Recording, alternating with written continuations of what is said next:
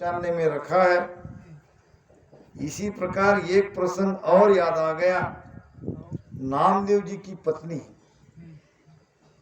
हमारे महाराष्ट्र के संत नामदेव, उसकी पत्नी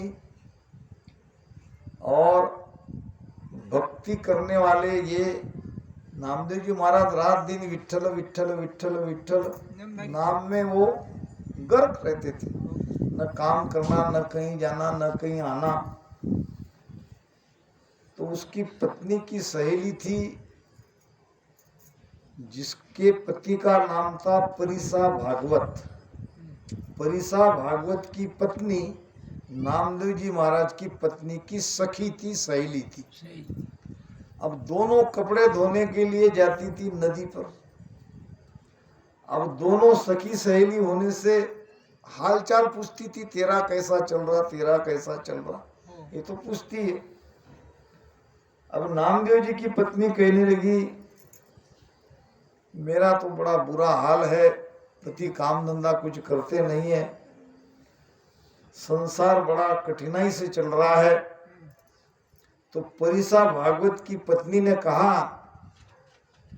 ऐसा करती हूं कि मेरे पास पारस है, मेरे पति का नाम तो परिसा भागवती है, पारस मेरे घर पे है, मैं तुम्हें 4-5 दिन के लिए देती हूँ, और जितना लोहे को छुआ सकते उतना तो सोना बना ले, और 4-5 दिन बाद मेरा पारस मुझे वापस दे दे। मैं मेरे पति को बिना पूछे तुम्हें कल ला देती हूँ, और तुम अपना काम करना, अपनी गरीबी हटवा लेना। अब साधारण स्त्री थी, ज्यादा कोई समझदार नहीं थी। पति तो बड़े ऊंचे संत थे, इसको लगा तो ये तो बहुत अच्छा काम है, न कोई चोरी करनी है, न किसी से मांगना है, और घर खर्च कैसे चलाना एक स्त्री की जिम्मेदारी है, पुरुष नहीं देखता उतना। वो बेचारी अपनी जैसे तैसे वो चला लेती है गाड़ी। तो पारस लेके आई, जितना लोहा मिला था पहले दिन उतना सोना बना लिया, और किसी के हाथ से बाजार से ढेर सारा सामान मंगा लिया, अनाज जो कुछ घर में चाहिए वो सब। अब 4-5 दिन और उनके पास रहने वाला था। अब तो बहुत सारा धन आने वाला था। पहले दिन नामदेव जी महाराज ने देखा घर में सारी वस्तु भरी है। पूछा पत्नी को, ये क्या हुआ आज, मैं अपने ही घर में हूँ कि किसी और के घर में हूँ? पत्नी कहने लगी, अपने ही घर में हूँ। फिर ये तो बहुत सारा, इतना हमारे पास तो इतना पैसा नहीं है, कैसे क्या हुआ? तो अपने पति को उसने सच बता दिया। अच्छा, सब सुनने के बाद नामदेव जी महाराज ने कहा, कहाँ है वो पारस? अब पत्नी ने लाके उसके हाथ में रख दिया। ऐसा लगा कि ये देखते होंगे सचमुच पारस है कि और कुछ है, या लोहे को छुआते होंगे, इसलिए उसके हाथ में दे दिया। नामदेव जी महाराज ने उठा और गंगा में गए, गंगा में जाके फेंक दिया। अब पत्नी रोने लगी, ये क्या कर दिया, मेरी सहेली कल मांगेगी तो मैं कहाँ से दूंगा, और एक ही दिन उसका मैंने उपयोग किया, 5 दिन के लिए दिया था, कम से कम इतना सारा सोना तो बना देते। अब नाराज रहने लगी। जैसे तैसे 4-5 दिन बीत गए, नदी पे दोनों सहेली की मुलाकात हुई, कहने लगी, मेरा पारस लाओ। और रोने लगी। रोती क्यों हो, क्या गुम हो गया? इतनी बहुमूल्य वस्तु कैसे तुम हाथ से जानी थी? तो बताओ, रो क्यों रहे हो? तो कहने लगी, मेरे पति को अकल है ही नहीं। मुझे कहा कि वो पारस, मैंने उसके हाथ में पारस दिया तो पारस उसने जाके नदी में फेंक दिया, अब क्या करूं? अब वो भी रोने लगी, अब तू तो मेरा भी घर खराब कर देगी, मेरे पति को जब पता चलेगा वो क्या कहेंगे। दोनों सहेलियां नाराज हो गई, दोनों रोने लगी। परिसा भागवत की पत्नी कहने लगी तुम कुछ भी करो मेरा पारस मुझे ला दो। नामदेव जी महाराज की पत्नी गई, न खाना खाया, एकदम रोने लगी। नामदेव जी पूछने लगे क्या हुआ? मेरी सहेली मुझे वो पारस मांग रही है, मैं कहां से दूं? तुमको क्या जरूरत थी नदी में फेंकने की? वापस दे देते, मैं वहां सब वापस दे आती, तुमको अगर पसंद नहीं है। नदी में फेंकना नहीं चाहिए था। नामदेव जी महाराज कहने लगे चलो देखते हैं, अगर मिल गया, किसी ने नहीं ले गया होगा तो नदी में मिल जाएगा, ढूंढते हैं दोनों और फिर तुम दे देना। अब इतनी बड़ी नदी में इतने सारे रेत में पारस कैसे मिलेगा? और मूर्खता की बात। चलो तो सही, आओ तो सही। गई पति के साथ। अब पति तो विठल नाम में गर्क थे, ऐसे नीचे से हाथ निकाला, दोनों उंगली से रेत निकाली, देखो इसमें पारस है क्या। अब पारस की परीक्षा कैसे? लोहे को छीके, लोहा तो लाई थी, वो जितने रेत थे ये तो सब रेती रेत है। नामदेव जी कहने लगे छूके तो देखो, पारस भी तो एक टुकड़ा ही है, एक पत्थर ही तो है। बड़े बड़े कंकर छूके देखो, छूके देखा तो सोना हो गया, यही है। अच्छा वो रख लो, दूसरा देखो, दूसरा देखा, वो उस छूके देखा सोना हो गया, ये भी पारस है, उसको भी रखो। तीसरा देखो, ये भी पारस है, ये भी पारस है। वो वहां पे आनंद से खुश होने लगी, इतने सारे पारस। फिर वो रख दिया, फेंक दिया, और निकाला, इसमें देखो सब पारस, ये भी पारस लो, ये भी पारस लो। फिर उसकी पत्नी सोचने लगी पारस तो एक ही था, इतने पारस कैसे निकल रहे? संत की पत्नी थी, समझने लगी, जितने पारस के टुकड़े उसने जमा किए थे सब फेंक दिए। अब क्यों फेंक रही हो? उसके लिए तो तुम रो रही थी, खाना नहीं खा रही थी, अब फेंक क्यों रही हो? अपने पति के पैर छुए, कहने लगी असली पारस की परख मुझे आज होगी। असली पारस तो आप हो, आपके हाथ से छूते ही जब कंकर पारस होते हैं, तो मैं असली पारस को छोड़ के वो पत्थर के पीछे स्वयं पारस तो ही है। पारस तो संत ही है। महाराज कहते हैं बोरू काट न लागे कोई, वो पराक्रम सतगुरु में हुई। हम कंकरित हो, हम कंकर थे, सदगुरु ने हमको छुआ या हमने सदगुरु के पैर छुए तो आज हम साधु बन गए। कितना बदल हुआ ये देख लो। तो महाराज फरमाते हैं शिव सनकादिक से सजी, ध्यावत है दिन रात, सो मंतर हरि नाम है, सुन सिक मेरी बात। शिव जी, सनकादिक ऋषि, शेष भगवान, ये भी रात दिन परमात्मा का नाम ले रहे हैं, ध्यावत है दिन रात।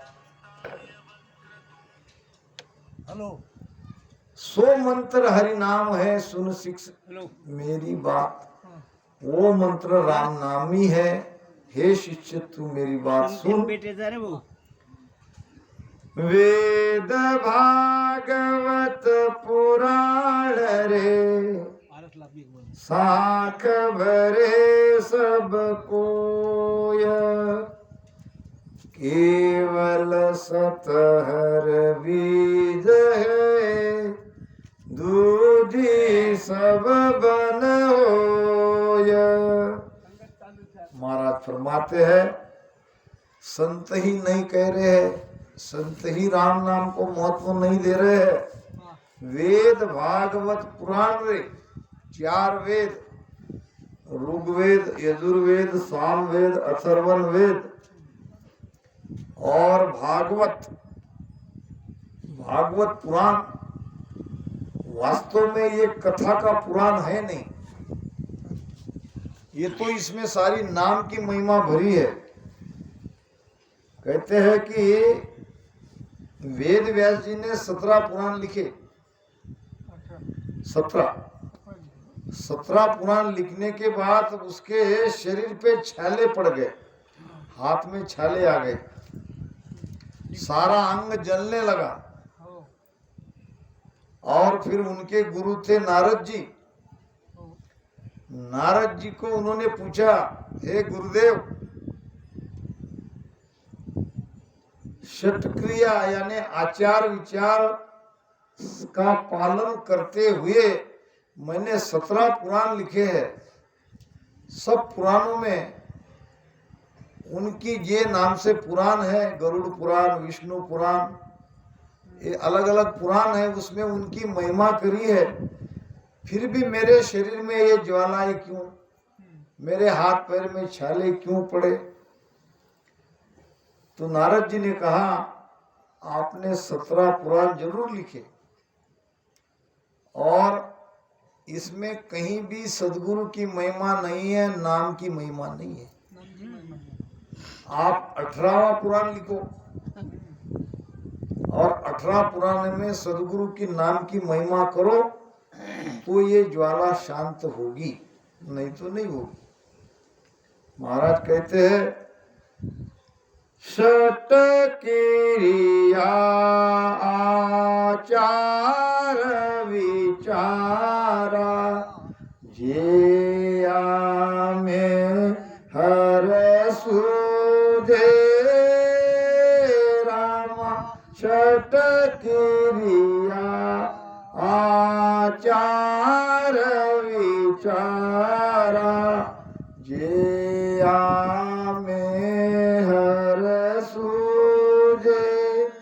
व्यास सरिका कौकुल हो, व्यास सरिका कौकुल हो, नारद को क्या बूझे वो पांडे, समझ शिवर हल साई।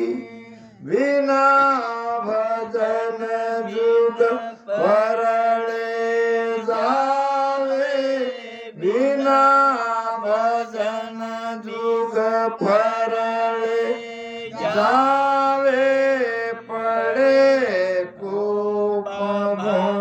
माई। निराकार निरकार शब्द को खोजो यातन माई।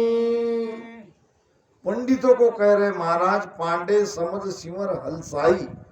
हलसाई यानी अभी अति हर्ष से, अति उत्साह से, अति प्रेम से राम नाम रटन करो।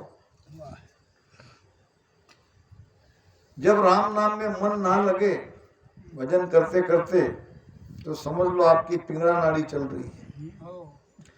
पिंगला नाड़ी में भजन नहीं करना।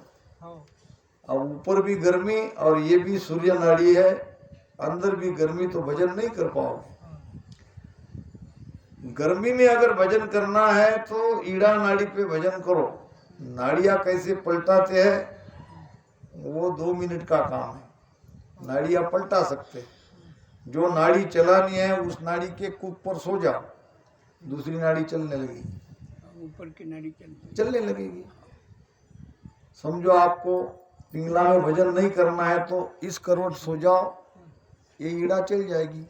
ईड़ा चल गई, बैठ के भजन करो। और ठंड के मौसम है तो ईड़ा नाड़ी पे भजन मत करो, पिंगला पे भजन करो। ये समझ में आता है, कोई ज्यादा इसकी तकलीफ वाली बात नहीं है। कौन सा सर हमारा चल रहा है, एक तेज चलेगा एक धीमा चलेगा, तो वो सर हमारा चल रहा है, ऐसा समझो। श्वास भी समझ जाता है, ऐसे समझ जाता है, ऐसी कोई बात नहीं है। तो जब आपको अति पीड़ा होने लगे भजन में, मन ना लगे और अंदर में ज्वाला भड़कने लगे, तो आप पिंगला नाड़ी पे भजन कर रहे हो और बाहर भी गर्मी है, भीतर भी गर्मी है, तो ये भजन नहीं होगा। पांडे समद सिमर हलसाई, और एक नाड़ी है सुषुम्ना। जब दोनों स्वर आपके चलने लगेंगे तो तब कहीं जाओ ही मत। जाओगे तो कोई काम आपका पूरा नहीं होगा, आपको भजन ही करना है। जब कोर्ट कचहरी का मुकदमा है, जब किसी से पैसा वसूल करना है या किसी से डांट फटकार की आवश्यकता है, होती है कभी कभी संसार में, जीवन में होता है। जो रिश्तेदार है उनसे अब कोई काम झगड़ा करके भी करना पड़ता है ना। अब बहू हमारी बहुत दिन से आ न रही है तो डांट फटकार तो करनी पड़ेगी, तो ये नाड़ी पे मत जाओ घर से। अगर जाओगे तो काम नहीं होगा। भोजन करना है तो पिंगला नाड़ी पे करो, सोना है तो ईड़ा पे, और कुछ भी शुभ काम करना है तो ईड़ा पे करो। घर की वास्तु कुएं की वो शांति रही करते ना, वो शीतलता रहती है। शांत रही। कोई भी अच्छा काम करना है तो ईड़ा नाड़ी पे करो, कोई काम तेज करना है तो वो पिंगला नाड़ी पे करो। और जब कहीं जाना है, अगर आपकी सुषुम्ना चल रही है तो बिल्कुल मत जाओ। भजन ही करो। कितना भी काम क्यों न हो, आपका कोई काम पूरा नहीं होगा। ये इसलिए कह रहा हूं कि ये नाड़िया से हमारा भजन से संबंध है। हमको स्वर ज्ञानी बनना नहीं है। थोड़ा तो भी अभ्यास हमने कर लिया तो छोटी छोटी बातों से हमको आगे पीड़ा नहीं होगी। तो ये मैं भजन का तो मेरा अपना अनुभव कह रहा हूँ। मैंने देखा, धूप में पिंगला नाड़ी पे भजन करके देखा, भजन होता ही नहीं है, मन ही नहीं लगता, तकलीफ होते हैं। दूसरी बात, सब अपने अपने घर पे भजन करते हो, घर पे भजन करने की जगह निश्चित करो। पूर्व या उत्तर ते कर मुंह तर पे, मान लो ये तुम्हारा घर है और ऐसे बैठ के तुम रोज भजन करते हो, तो वहीं जाके रोज भजन करो, जगह मत बदलाओ। क्योंकि वहां जो जिस जगह पे आपने भजन किया है वहां सब बातें पॉजिटिव है, बहुत जल्दी आपका मन भजन में लग जाएगा। हम करते क्या है, आज इस दिशा में बैठे, कल वहां बैठ जाते हैं, कल इधर बैठ जाते हैं, परसों उधर मुंह करके बैठ जाते हैं। नहीं, रामधारा में आते हो तो अपनी अपनी जगह पकड़ो और उसी जगह पे बैठ के भजन करो। जब दूसरे तीसरे दिन तुम भजन करने आओगे, तुम्हारा भजन बहुत जल्दी लग जाएगा। यानी मन को भजन में लगने के लिए ज्यादा समय नहीं लगेगा। तो घर पे भी भजन करते हो तो एक ही आसन पे बैठ के, एक ही जगह, एक ही दिशा में बैठ के भजन करो। वो पूर्व में और उत्तर में रही तो अच्छा, सामने गुरु महाराज की वाणी रही तो बहुत बढ़िया। तो ये कुछ कुछ बातें हैं जो लाभदायक है। तो पांडे समद सिमर हंसाई, बिना भजन जो परले दावे पड़े कूप भौमाई, निराकार निर्धार शब्द को खोजो या तन्माई। शब्द कहाँ है? भीतर। अब उसको खोजना है। कैसे खोजोगे? सुरती और मन से। सुरती शब्द के साथ, मन पवन के साथ लगा के शब्द को खोजो। तो व्यास जी का प्रमाण बता रहे हैं। व्यास जी षट क्रिया, आचार विचार सब रहनी करनी, शुद्ध आचार, शुद्ध विचार, शुद्ध आचरण, ये सब करते थे। 17 पुराण भी लिखा था। फिर भी उनको पीड़ा हुई, उनका शरीर जलने लगा। तो नारद जी को जब पूछा तो नारद जी ने कहा कि अब भगवत पुराण लिखो, उसमें गुरु की और नाम की महिमा करो। और ये भगवत पुराण में नाम की महिमा है। ये बात अलग है कि वो बताते नहीं है। दरियाव जी महाराज भागवतकार थे। रामसनी बनने के पहले बहुत ही बड़े भागवतकार थे। जब भागवत में उन्होंने पूछा कि नाम से ही उद्धार होता है तो नाम क्या है, रात भर विचार करने लगे। कि अब ये नाम मुझे कौन देगा, ये नाम की बढ़ाई है, नाम की महिमा है, तो वो नाम देने वाले सदगुरु मुझे कहाँ मिलेंगे। सोचते सोचते नींद आ गई। सपन में आए प्रेमदास जी महाराज और कहा राम, सपन में। और बड़ा अच्छा लगा कि आज ही मेरी अंतरात्मा तड़पने लगी और आज ही मुझे सदगुरु के रूप में प्रेमदास जी महाराज के दर्शन हुए और नाम भी मिल गया। बड़े खुश हो गए और सुबह जल्दी उठ गए, नहा धो के अब वो नाम को रटन करने के लिए बैठेंगे। ऐसा सोचते ही वही सपने में आए हुए प्रेमदास जी महाराज सामने आ गए। धन्य हो गुरु महाराज, आपने सपनों में भी दर्शन दिया और अभी साक्षात मेरे सामने खड़े हो। और कहा बेटा राम नाम रटो। अब तब से प्रेमदास जी महाराज के शिष्य बन गए दाता दरियाव जी महाराज और राम नाम भजन ऐसा किया। आप जाके देखोगे रेण में हवेली तो में। आगे उनकी हवेली है, हाँ, हवेली वहाँ उनकी नीचे भजन करने की जगह है। जगह है। जब लोग आओगे तो मैं सब बता दूंगा। हम देख के आए। जो गए वो देख के तो आती है। तो ऐसी ये राम नाम की महिमा है, ऐसी हमारी संत परंपरा है।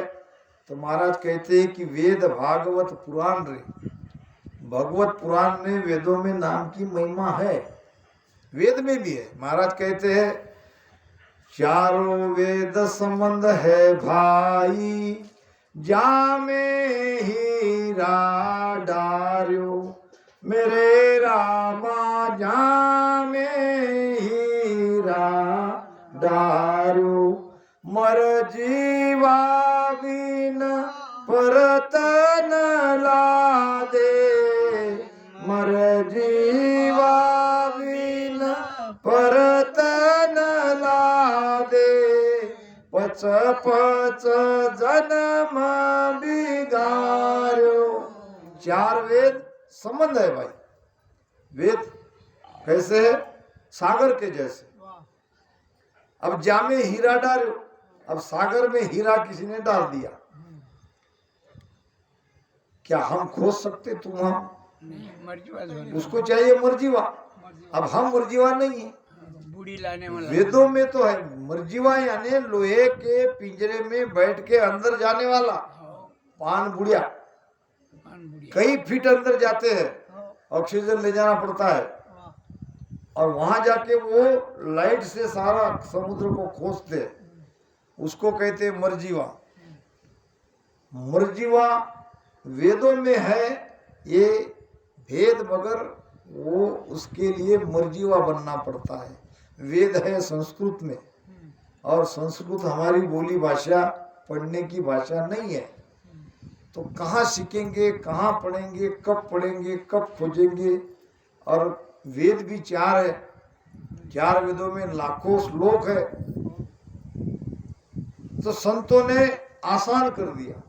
क्या कर दिया आसान? सकल ग्रंथ का अर्थ है, सकल बात की बात, दरिया सिमरन राम का कर ली जो दिन रात, कर ली जो दिन रात। सकल ग्रंथ का अर्थ है, यानी सारे ग्रंथ का सार, निचोड़ क्या है? राम नाम। वैसे चार वेद का सार है उपनिषद, उपनिषद का सार है 6 शास्त्र, 6 शास्त्र का सार है गीता। यानी 4 वेद पढ़ने के बजाय उपनिषद पढ़ो, उपनिषद पढ़ने के बजाय 6 शास्त्र को पढ़ो। अब 6 शास्त्र को पढ़ने का समय नहीं तो गीता जी पढ़ो। अब गीता जी भी नहीं पढ़ सकते हैं तो राम नाम रटन करो। गीता का सार यही है, सबका सार यही है। हम बोलते हैं सबका सार बता कर गुरु मार्ग लावे, राम जय जय जय गुरुदेव। नाना पंथ जगत में निज निज गुण गावे। संसार में पंथ कितने हैं? अनेक पंथ हैं, नाना पंथ हैं और सब अपना अपना गुण गाते हैं। गुरु महाराज क्या करते हैं? सबका सार बताकर गुरु मार्ग लावे। सबका सार बता के राम नाम लेकर गुरु हमें उसी रास्ते पे ले जाते हैं जिस रास्ते पे चल के राम जी मिल जाते हैं। ऋषि मुनि जोगेश्वरा हरिजन सिद्धवता सब वाणी साकी भरे केवल ब्रह्म विचार।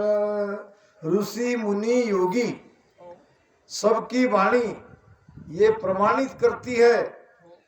यहाँ तक कि हरिजन यानी संत सिद्ध और अवतार ये भी इसी नाम की तरफ इशारा करके गए हैं कि एक परमात्मा के बिना बाकी सब झूठ है। केवल सतहरि बीज है दूजी सब बन होए। बाकी सब जंगल के जैसी है। परमात्मा का बीज एक ही है, वो राम जी है। सब वाणी साकी भरे केवल ब्रह्म विचार। सब में एक ही बात कही गई है कि केवल राम जी की भक्ति करो, वो राम नाम ही सत्य है। मोह को सब समझावियो सतगुरु समरत आय। मैं बूझो सो सब कयो भर मन राख्यो माय। मुँह को सब समझावियो सतगुरु समर्थ आय।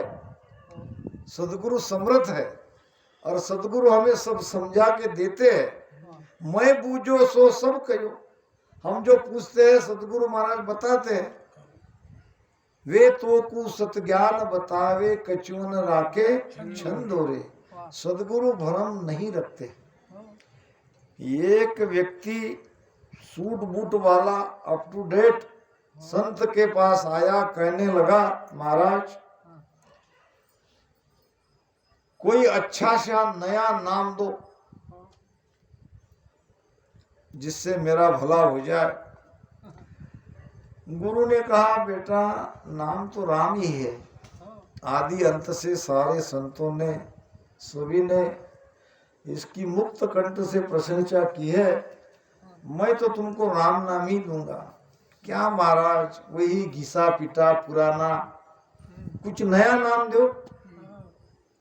अब राम नाम की इतनी विटंबना होते तक संतों को गुस्सा आया, मगर उसने प्रकट नहीं आने दिया। अंदर के अंदर उसने गुस्से को पी लिया। अब ऐसे लोगों को आप उद्धार कैसे करें जो राम नाम को घिसा पिटा पुराना कह रहा है। नाम कभी पुराना होता है। अब संत ने उसे गालियां देनी शुरू की, जो पुरानी गाली। अब एक दो गालियां निकलते ही उसको गुस्सा आया। महाराज तुम संत हो के गालियां दे रहे हो। भाई शांत रहो। ये गालियां मुझे बताओ नहीं है कि पुरानी? गालियां तो पुरानी है। जब पुरानी गालियां से तुमको गुस्सा आया तो पुराना राम नाम तुम्हारा उद्धार नहीं करेगा। अगर तुमको गुस्सा नहीं आता तुम कह सकते थे ये गालियां तो पुरानी हो गई, कोई नई गालियां दो तब गुस्सा आएगा। मगर तुम तो गुस्से से लाल हो गए हो। पुरानी गालियां घिसी पिटी गालियां मैंने तुमको दी तो तुमको गुस्सा आ गया, और तुम मेरे राम नाम को घिसा पीटा पुराना नाम कहते हो। लेना है तो यही नाम है, नहीं तो जाओ और कहीं जाओ। तो ऐसे लोग मिलते हैं, ऐसी बात नहीं है। तीन लोक निर्णा किया भात भात गुरुदेव, तब में राम समझिया लग्या ब्रह्म की सेवा। भक्ति कब होती है या भजन कब लगता है? ज्ञानियों के लिए जब सारा ज्ञान उसके सामने निर्णायक तरीके से रख देते हैं गुरु महाराज, जब वो निर्णय कर लेते हैं कि इस भक्ति से कहाँ जाएंगे, इस नाम से